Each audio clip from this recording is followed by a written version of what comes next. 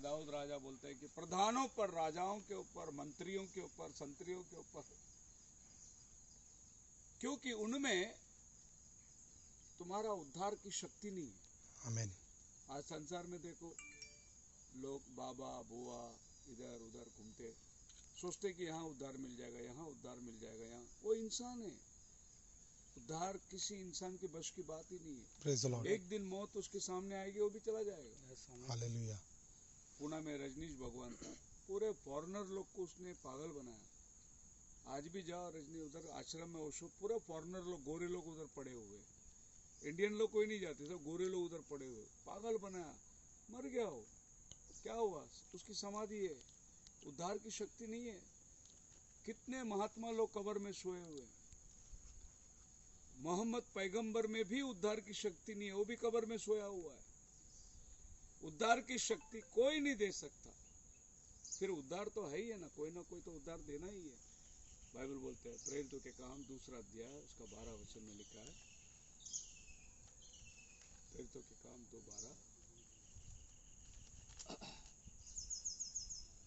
और वे सब चकित हुए, सॉरी माफ करना, 4:12,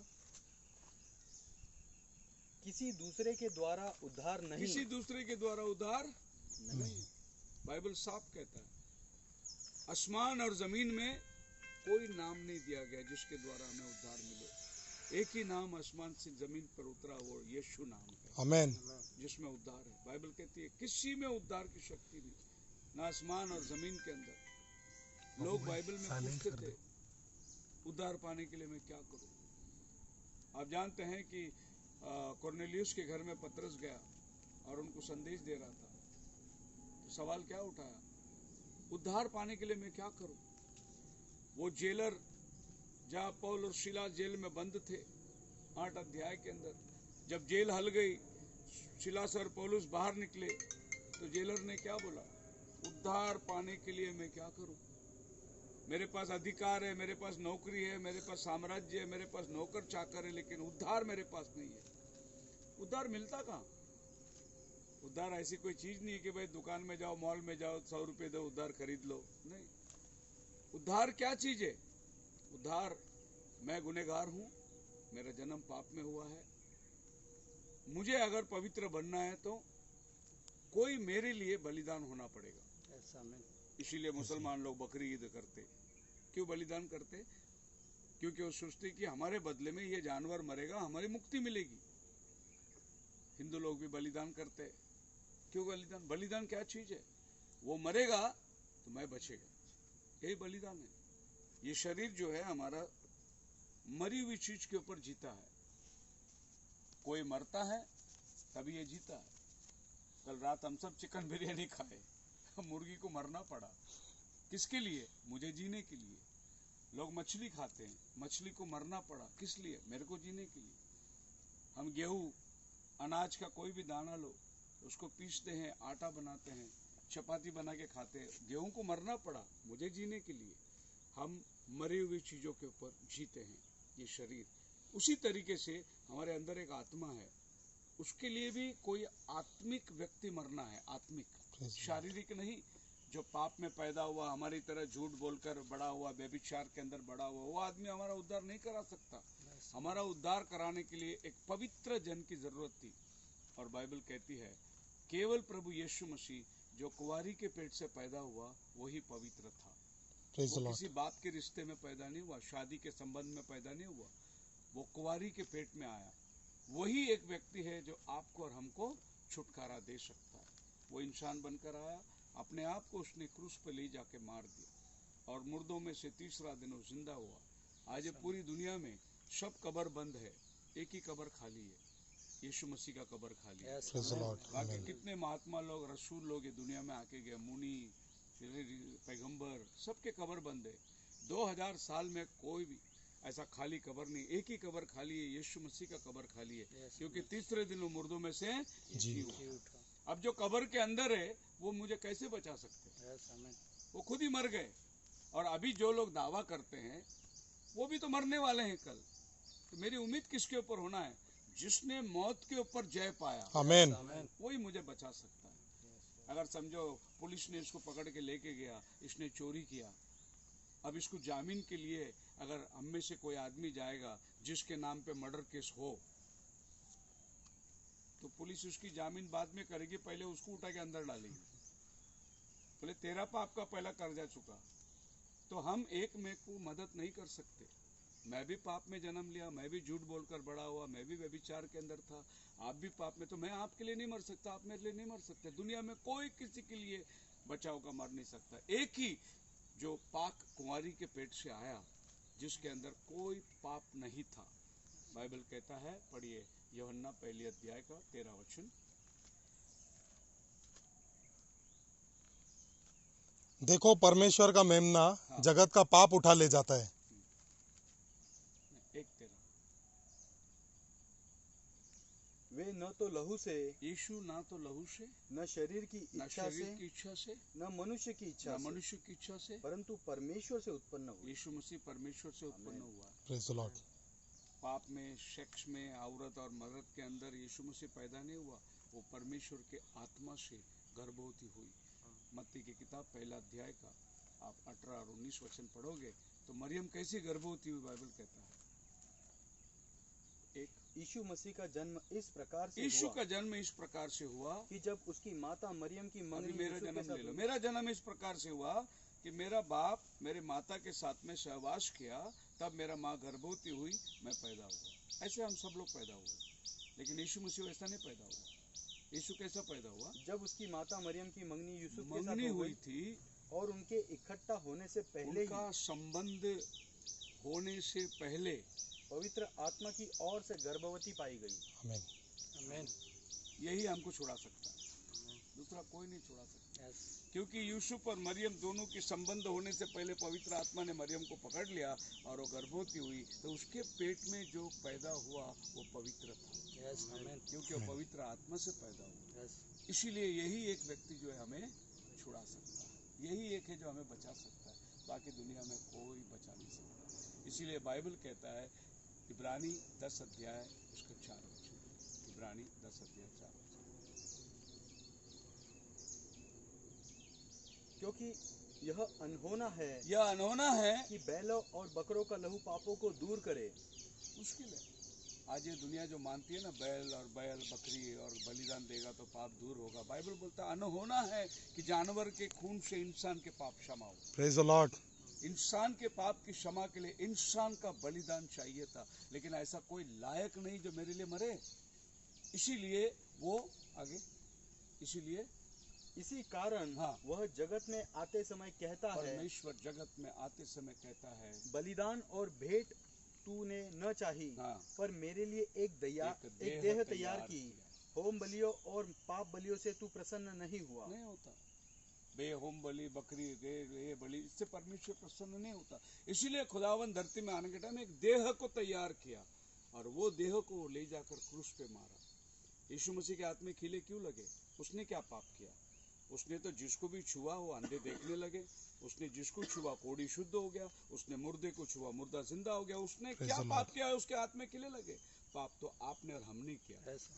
हमने सिगरेट, दारू, तंबाकू, गुटखा, सब बेविचार, ये हाथ गंदे हाथ, खीले तो हमारे हाथ में लगना चाहिए, लेकिन यीशु मसीह ने अपने ऊपर उठा लिया। उसके पैर में खीले लगे। हमारे पैर गंदे रास्ते में जाते हैं, हमारा पैर जो है बुराई के अंदर हमें ले जाता है, हमारे पैर में खीला लगना चाहिए था। यीशु ने अपने ऊपर उठा लिया। उसकी छाती में बाला फेंक के मारा गया। ये छाती में बाला, हमारा हृदय कपटी है। हर एक पाप की शुरुआत इधर होती है। जब आदमी एक लड़की को देखता है, पहले इधर उसके साथ में वो सहवास करता है, फिर बाद में वो शरीर से संबंध करना, ये पाप का अड्डा है। यीशु की छाती में बाला फेंके, उसके सर पे कांटों का मुकुट लगाया गया। आदमी जो है खमंडी है, ढीढ़ है, हर एक विचार बुरी, उसकी शुरुआत यहाँ होती है। प्रभु ने कांटों का मुकुट, वो तो हमारे सर लगना था। ये 5 जख्म जो है, ये प्रभु यीशु ने अपने ऊपर उठा लिया। यही 5 जख्म आदमी को पाप में गिराता है, आदमी को बुराई के अंदर लेके जाता है। और ये सारा जख्म मेरे बदले यीशु क्रूस पर चढ़ गया। उसने झूठ तक नहीं बोला, उसने गाली तक नहीं दिया। उसको मारने वाले, तमाचा मारने वाले को उसने कुछ बरा, उनको मालूम ही नहीं था वो क्या कर रहे, बल्कि वो क्या प्रार्थना कर रहा है, हे पिता इनको क्षमा कर, ये जानते नहीं ये क्या कर रहे हैं। Praise the Lord. लोगों को नहीं मालूम था वो क्या कर रहे हैं, क्यों उसको बलिदान दे रहे। आज बहुत से लोग सवाल पूछते, खास करके मुसलमान लोग सवाल पूछते, अगर यीशु तुम्हारा खुदा था तो वो क्रूस पर किससे बात किया, उसको क्यों नहीं खुद को बचा सका? अरे अगर वो खुद बचता तो तू और मैं मरता, आमीन। इसीलिए वो खुद को नहीं बचा सका। जिस दिन चोर ने उधर क्रूस पर टका था, एक चोर उसको बोलता है तू भी बच ले, हमें भी बचा ले। दूसरा चोर उसको बोलता है अरे मूर्ख, तू प्रभु को भी नहीं जानता है क्या? Praise the Lord. हमने तो चोरी किया, हमें डकैत किया, हम सजा भुगत रहे, इसने क्या किया? एक चोर को गवाही दे रहा है। हालेलुया। तो प्रभु ने क्या बोला इस चोर को? तू आज मेरे साथ स्वर्ग में होगा। आमीन। उसने पहचान लिया प्रभु हालेलुया। को, गया स्वर्ग में। आज ये भाई ने प्रभु को पहचान लिया, इसके नाम आज जीवन के किताब में लिखी जाएगी। आमीन। क्योंकि ये प्रभु को जान गया कि यीशु इसके लिए मारा गया, यीशु इसके लिए गाड़ा गया, यीशु इसके लिए जी उठा और यीशु इसे लेने के लिए आ रहा है। आमीन। ये दुनिया में कोई महात्मा ने बोल के नहीं गया मैं वापस आने वाला हूँ करके। केवल एक ही व्यक्ति था जो ये बोल के गया मैं वापस आने वाला हूँ। और उसकी यीशु मसीह की तस्वीर देखो, किधर भी तस्वीर देखो, वो ऐसा दिखाया हुआ है 2000 साल के बाद मैं आऊँगा। प्रभु ने इशारा करके गया, खाली इशारा ही नहीं करके गया, वचन में लिखा है होशिया उसकी 6वीं अध्याय 1 और 2 में प्रभु बोला 2 दिन के बाद मैं आने वाला हूँ। आज ये दुनिया का न्याय होने वाला है, प्रभु यीशु न्याय करने वाला है। किसी मुसलमान से पूछो मोहम्मद पैगंबर को कौन आके उठाने वाला है? कुरान में लिखा है यीशु आएगा, उसको उठाएगा और वो दोनों जगत का न्याय करने को जाने वाले हैं। वो भी यही मानते यीशु आने वाला है, एक जगत का उद्धार करता आने वाला है और सबकी नज़र यीशु मसीह के ऊपर है। होशिया मिला 6वां अध्याय का 1 और 2 6वां अध्याय 1 और 2। चलो हम यहोवा की ओर फिरे, चलो हम यहोवा की ओर फिरे, क्योंकि उसी ने फाड़ा उसी ने फाड़ा और वही चंगा भी करेगा, चंगा भी करेगा, उसी ने मारा उसी ने मारा और वही हमारे घाव पर पट्टी बांधेगा। पट्टी भी बांधेगा। 2 दिन के बाद वह हमको जिलाएगा। Praise the Lord. Praise the Lord. वो बोल के गया 2 दिन के बाद। अब 2 दिन हम लोग कैसे लेना है? पढ़िए 2 पत्रस 3 अध्याय 8 वचन, आपको पता चलेगा वो जो 2 दिन उसने बोल के गया वो क्या है।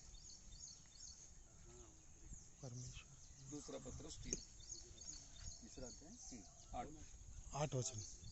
हे प्रियो, हे प्रियो, यह बात तुमसे छिपी न रहे हाँ। कि प्रभु के यहाँ हाँ। एक दिन 1000 वर्ष के एक बराबर दिन है 1000 वर्ष के बराबर, और 2 दिन 2000 वर्ष के बाद। प्रभु ने क्या बोला? 2 दिन के बाद मैं आऊंगा बदला लेने के लिए।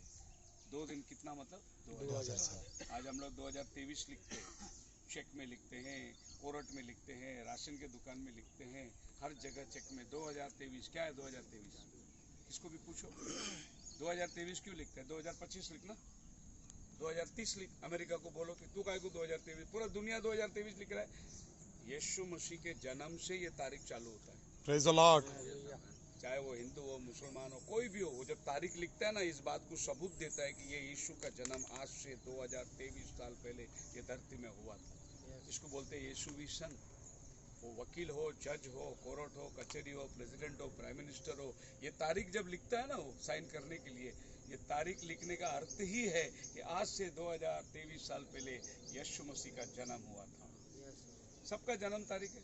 गौतम बुद्ध का जन्म तारीख 2300 है, महावीर का जन्म तारीख 2400 है, सिंतोइज्म, ताओइज्म, बुद्धिज्म का जन्मदिन 2500 है, सिख धर्म का जन्मदिन 500 साल हो गया, हिंदुइज्म का 3000 साल हो गया, यहूदियों का 4000 साल हो गया।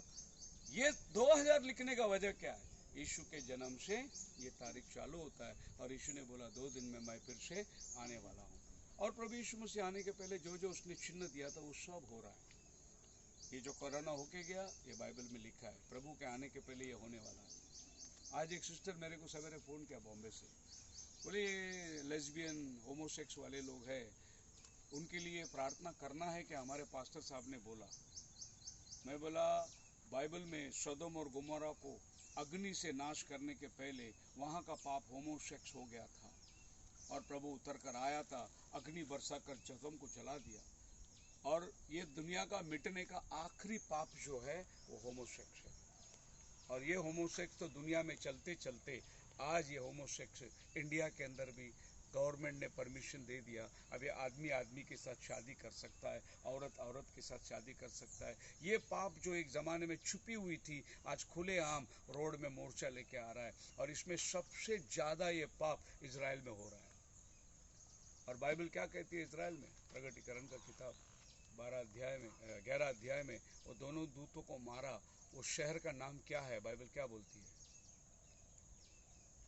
और उनके शव हाँ। उस बड़े नगर में चौक में पड़े रहेंगे, हाँ। जो आत्मिक रूप से सदोम और मिस्र कहलाता ये दो नबी जो आने वाले हैं, मूसा और एलिया, इनको मारने वाले हैं। कहाँ? इजराइल में।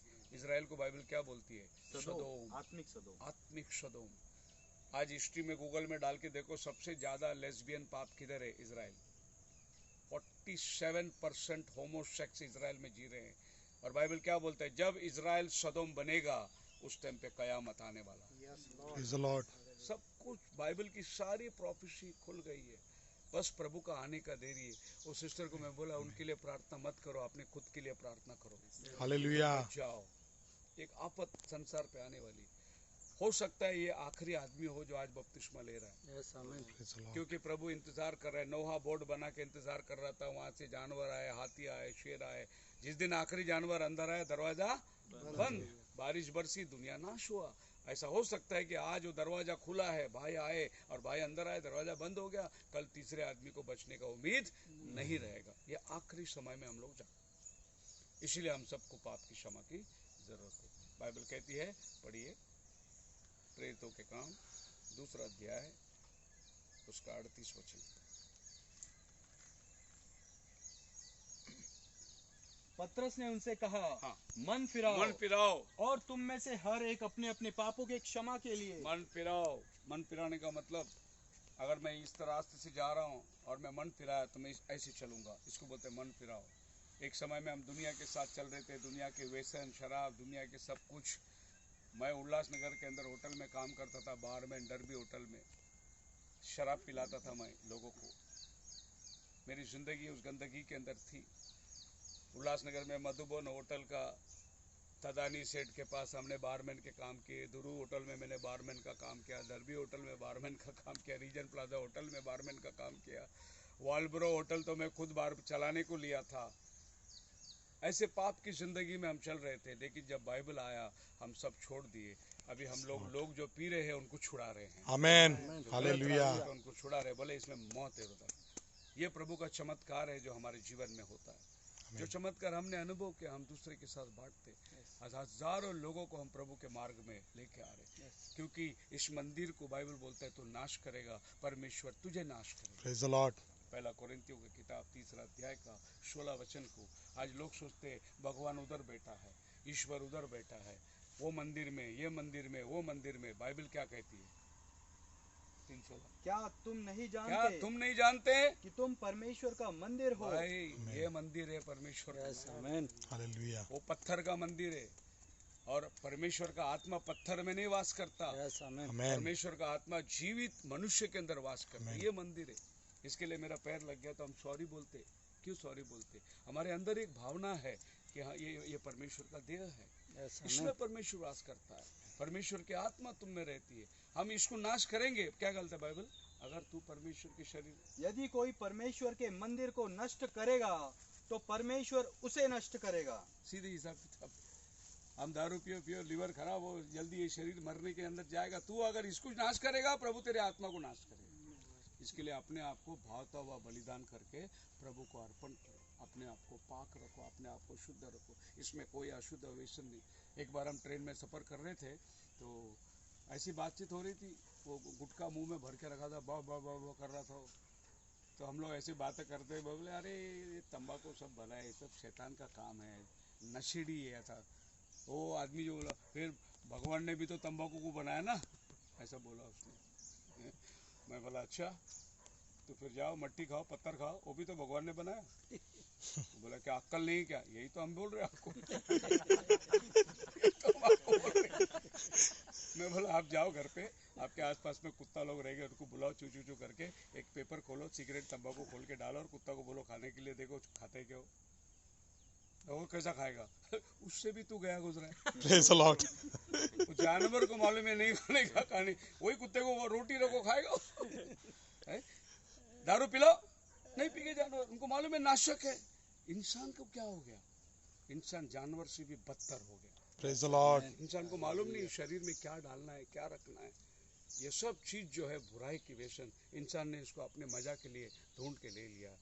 इसीलिए आदमी पश्चाताप करके, बाइबल बोलता है पश्चाताप करो पाप की क्षमा के लिए, तुम में से प्रत्येक प्रभु यीशु के नाम पे बपतिस्मा लो। आमीन।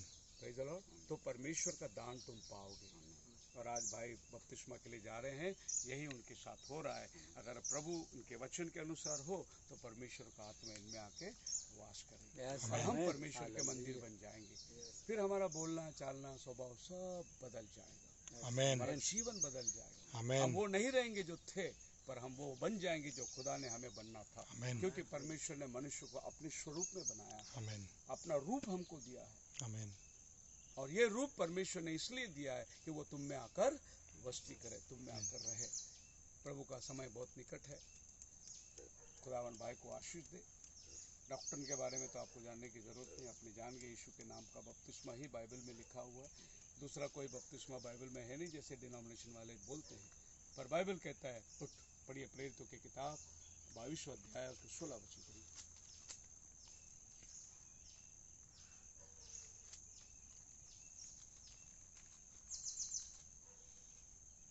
अब क्यों देर करता अब है? क्यों देर करता है? उठ, उठ बपतिस्मा ले बपतिस्मा ले और उसका नाम लेकर तो अपने नाम पापों को लेकर अपने पापों को दौड़ा। टीवी में देखो सर, शैम्पू गिर गया, क्या बोलते हैं, टमाटो सॉस गिर गया, एरियल वापरो, दाग निकल जाएगा। भाई पाप का दाग निकालने का कोई दवा है क्या? नहीं। मैं एक घर पे बैठा हुआ था, प्रेयर मीटिंग थी, आनंद खाड़े कल रात को आप लोग की सेवा कर रहा था ना, उसके घर पे बैठे थे आनंद। उसका बड़ा भाई आया, वो भी बैठा, और वो बोला, मीटिंग के बाद इंट्रोडक्शन किया, बोले मैं इंस्पेक्टर हूँ पोल्यूशन का। किसका? पोल्यूशन का इंस्पेक्टर हूँ। हम लोग कंपनियों में धाड़ डालते हैं, जहाँ वो पानी गटर में छोड़ते हैं ना, केमिकल पानी या धुआं जो छोड़ते, उसमें जहर है क्या देखते, हम लोग रेड डालते कंपनी पे, पोल्यूशन को कंट्रोल करते। ऐसा उसने अपना परिचय किया। मैंने उसको बोला, भाई साहब पाप का पोल्यूशन बढ़ रहा है, कोई दवाई है क्या तुम्हारे पास? वो बोले, साहब इसका तो कोई दवाई नहीं है। मैं बोला, मेरे पास है, प्रेज द लॉर्ड। यीशु मसीह का लहू, आमीन। जो पाप को धोकर शुद्ध करता है। हालेलुया। हालेलुया। इससे बड़ा दवा कोई है ही नहीं। उसका लहू में आज भी सामर्थ्य है। आमीन। 2000 साल पहले उसने खून दिया, लेकिन वही खून इसका पाप को आज धोता है। आमीन। उसका पाप क्यों? उसका लहू में ताकत है। पढ़िए लेवियों की किताब, उसका 17 अध्याय 11 वचन।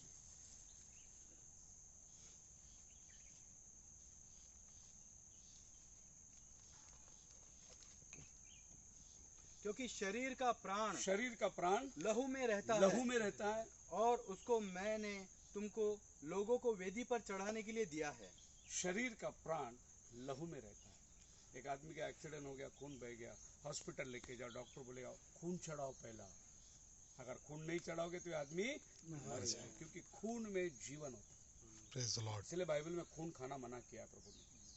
ये जो जानवर लोग को खून लेके खाते, बहुत लोग प्रभु ने बोला मना किया, क्योंकि खून के अंदर जीवन होता है। तो यीशु मसीह ने अपना खून क्रूस पे दिया। उस खून में से जो जीवन निकला, वही पवित्र आत्मा बन के हमारे अंदर आ गए। आमीन। खून में क्या है? जीवन। ये तो मिट्टी है, ये तो मिट्टी में मिल जाएगा। इसको चाहे सोने से धुलाओ, किसी से धुलाओ, ये मिट्टी से निकाला गया तो मिट्टी में जाएगा। ये असली हम नहीं है। हमारे अंदर जो आत्मा है वो हम असली है। वो ये शरीर छोड़ेगा, उसको और एक शरीर चाहिए। अगर आपका उद्धार नहीं हुआ तो वो उसको शरीर नहीं मिलता। इसके लिए बोलते हैं आत्मा भटक रही है।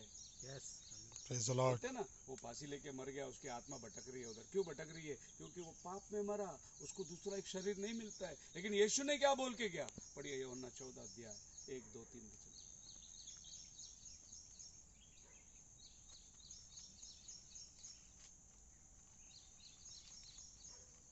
14 अध्याय। तुम्हारा मन व्याकुल ना हो जी, परमेश्वर पर विश्वास रखो। हाँ। और मुझ पर भी विश्वास पर भी। रखो। मेरे पिता के घर में बहुत से रहने के स्थान है। हाँ। आगे यदि न होते हाँ। तो मैं तुमसे कह देता, क्योंकि मैं तुम्हारे लिए जगह तैयार करने जाता भाई हूँ। आपके लिए प्रभु जगह तैयार करने गया। Praise the Lord. प्रभु ने वायदा करके गया, जब तैयार होगा मैं फिर से आऊंगा, तुम्हें ले जाऊंगा, आमीन। इस घर से तुम्हें उस घर में वो लेके जाऊंगा। आमीन। यही विश्वासी लोग का आधार है। जो आदमी संत लोग मरते हैं उनकी आत्मा भटकती नहीं है, लेकिन जो पाप में मरते, जिन्होंने पश्चाताप नहीं किया, उनकी आत्मा भटकती है। ये जो फांसी लेके मरते, जाके ट्रेन के नीचे जान देते, ये सब कैसे देते आपको मालूम है? ये जो खून करते, इनको जाके जेल में पूछो, भाई तूने मर्डर क्यों किया? बोले मेरे को पता नहीं था क्या हो गया, मैं ऐसा जोश में आ गया, मैं कर दिया यार, मैं बहुत पछता रहा हूँ। क्यों पछता रहा हूँ? खून करने वाला वो नहीं था, किसी मर्डरर का आत्मा उसके अंदर थी। वो जाके खून करता है, वो जाके चोरी करता है, वो जाके शराब पीता है। और ये भी ध्यान रखना, अगर कोई शराबी मेरे पास प्रार्थना के लिए आते हैं, बोलते मैं क्या करूं, मैं सोचता हूं नहीं पीने का, फिर भी जाके पीता हूं। मैं बोला तू नहीं पी रहा है, तेरे अंदर एक मरी हुई आत्मा है जो बेवड़ा था, किधर मर गया, तू उधर गया था, वो आत्मा तुझे पकड़ लिया, अभी तू जा रहा है शराब के रास्ते पर। जब हम प्रार्थना करते हैं, वो आत्मा उसके अंदर से निकल जाती है, ये आदमी सुधर जाता है। Praise the Lord. ये सब वो आत्मा का खेल है। जब हम बपतिस्मा लेते हैं, प्रभु का आत्मा हमारे अंदर आ जाता है, कोई अशुद्ध आत्मा हमारे अंदर नहीं आ सकता। आमीन। तो क्या होते प्रभु के आत्मा, फिर कोई हमारे कोई जादू टोना मांत्रिक कुछ भी आपके ऊपर नहीं चलेगी, क्योंकि आपके अंदर कौन है? उससे बड़ा है जो दुनिया में। आमीन। खुदावन आपको बड़ी आशीष दे। कोई प्रश्न है आपको बाइबल के प्रति, बपतिस्मा के प्रति, आप अभी पूछ सकते हैं, क्योंकि अभी आपकी मंगनी हो रही है प्रभु यीशु के साथ। एक बहुत बड़ा शादी होने वाला है, हम सब स्वर्ग में बैठे, आमीन। हमारा दूल्हा राजा आने वाला है, अपनी पत्नी को तैयार कर रहा है। कोई प्रश्न है तो आप पूछ सकते हैं, कोई डाउट है तो पूछ। मैं आपको बाइबल से जवाब, बाइबल में हर चीज का जवाब है, तो किसी भी प्रकार का प्रश्न पूछो। वही मैं आपसे सुबह में पूछा कि संगति में कहाँ कर सकता हूँ। अभी फिलहाल मैं पेंटिकोस्टल में, हाँ, तो उसके बाद मुझे संगति कहाँ करना चाहिए? आप पहले पेंटिकोस्टल में थे, अभी बपतिस्मा ले रहे, अभी इसका आगे कहाँ संगति करूँ मैं? हाँ कि देखो, आप अगर आप दिल्ली का टिकट निकाले हो तो मद्रास की गाड़ी में मत बैठो, हाँ तो आपको कभी दिल्ली पहुंचाएगा ही नहीं, है नहीं? तो आप जो बपतिस्मा लिए, उन्हीं लोगों के साथ आप संगति, प्रेज द लॉर्ड। जो ये विश्वास में चलते हैं। अगर वहाँ संगति करोगे दूसरी जगह में, तो आप मंजिल में नहीं पहुंच पाओगे। तो बहुत से लोग क्या करते, मैं आपको एक उदाहरण बताया होगा, पता नहीं आप लोग सुना होगा। मैं रात को 11 बजे पुणे स्टेशन पे आता हूँ बाइबल स्टडी करके, पुणे से। उस टाइम पे 2 ट्रेन आके खड़ी रहती है, इधर से भी चेन्नई आती है, इधर से भी चेन्नई जाती है, दोनों एक ही टाइम पे, लेकिन एक चेन्नई बॉम्बे जा रही है, एक चेन्नई पुणे जा रही है। मैं जब स्टेशन पे आता हूँ, एकदम गलती से जाके वो गाड़ी पे बैठ गया, चेन्नई देखा बैठ गया, गाड़ी उल्टी चल रही थी। मैं बोला भाई गाड़ी कहाँ जा रहा है? बोले तो चेन्नई जा रहा है। मैं तुरंत उतर गया, क्योंकि दूसरे प्लेटफॉर्म में बॉम्बे वाली चेन्नई खड़ी थी। तो हम लोग सही गाड़ी पे बैठना बहुत जरूरी है, नहीं तो पता नहीं हम लोग कहाँ पहुंच जाएंगे। इसके लिए बपतिस्मा लेने के बाद आप वहाँ संगति करो जो ये विश्वास को आपको बताए। नहीं तो क्या होगा, आप पेंटिकोस्टल में जाके संगति करेगा और पेंटिकोस्टल का पास्टर बोलेगा पिता पुत्र पवित्र आत्मा के नाम से तुम्हें बपतिस्मा लेना पड़ेगा, आपको आमीन बोलना पड़ेगा। और आपने तो यीशु के नाम से बपतिस्मा लिया, आप उसको आमीन कैसे बोलोगे? नहीं बोल सकते, है ना? बाइबल में लिखा है, पढ़िए आमोस की किताब 3 अध्याय उसके 7 वचन।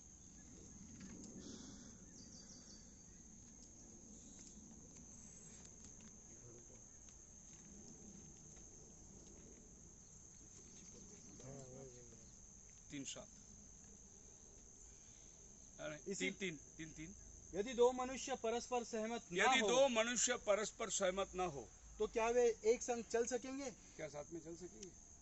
तो आप पेंटिकोस्टल में जाके बोलो कि मैंने यीशु के नाम पे बपतिस्मा ले लिया, वो बोलेंगे अरे तू गलत किया। फिर तो 2 सहमत नहीं हो तो साथ में चलेंगे? एक पति और पत्नी साथ में सहमत नहीं हो तो साथ में चल सकेंगे? नहीं।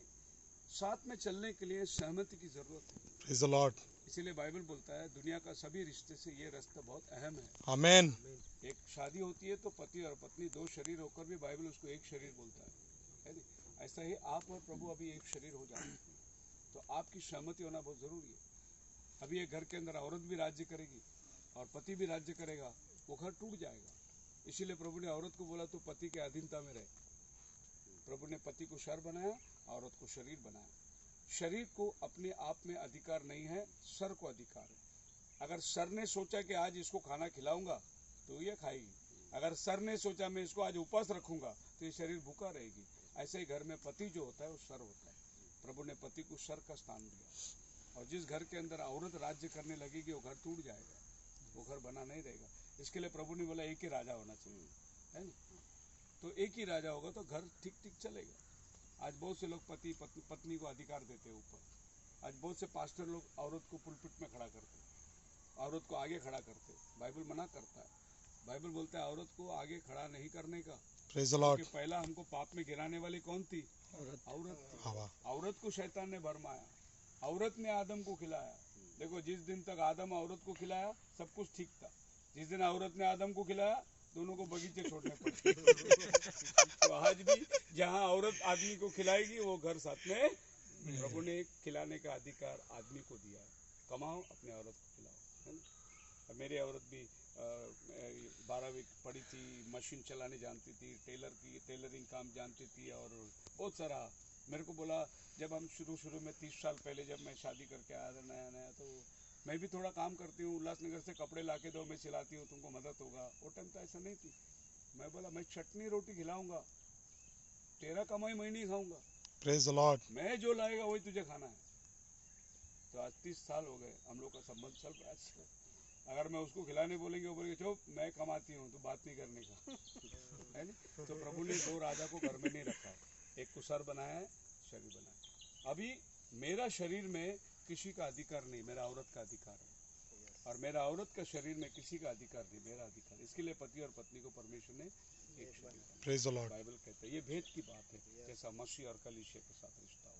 तो आगे आप संगति जो है, भले आपको नहीं मिलेगा टाइम, कभी कभी मौका मिलेगा, लेकिन संगति करो उन्हीं के साथ जो आपका विश्वास है। और कोई सवाल? आप लोगों को कोई सवाल है? बदल कोई डाउट है बपतिस्मा का पूछना है? पूछो, मौका है तो पूछना है तो पूछ लो, टाइम है अभी। ठीक है, ठीक है। ओके। प्रभु का नाम को धन्यवाद करते हैं, आज एक सुंदर समय प्रभु ने हमें दिया।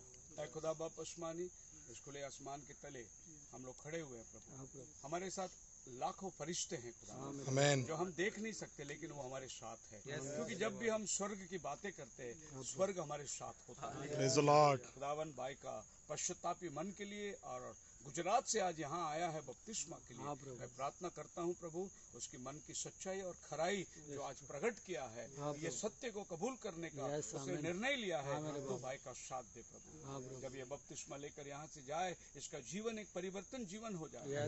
इसके कारोबार के काम और धंधे में तेरा बरकत हो, और नुकसान से तो इसको बचा, फायदे से तो इसको माला माल कर। प्रार्थना करते हैं आज ये पानी को शुद्ध कर। ये पानी हमारे पाप को नहीं धोता, हमारे पाप को तेरा लहू धोता है, लेकिन तेरा वचन है कि तुम पानी में जाकर मेरे मरण को स्मरण करो। उसीलिए हम लोग पानी में आए हैं, तेरा आज्ञा का पालन करने के लिए। खुदावन भाई को आशीष कर, तेरी दया भाई के साथ हो, और हम सब लोग यहाँ गवाह के रूप में आए हैं। खुदावन तेरा धन्यवाद कर। वो आप प्रभु यीशु के नाम में मांगते, सुन और कबूल करो। आमेन। आपका नाम क्या भाई? हसमुख। जोर से बोलो। हसमुख। अरे क्या बात है, हमेशा हंसते रहते हो। हसमुख बहुत अच्छा आदमी था, आपके मैयत में बहुत लोग आए।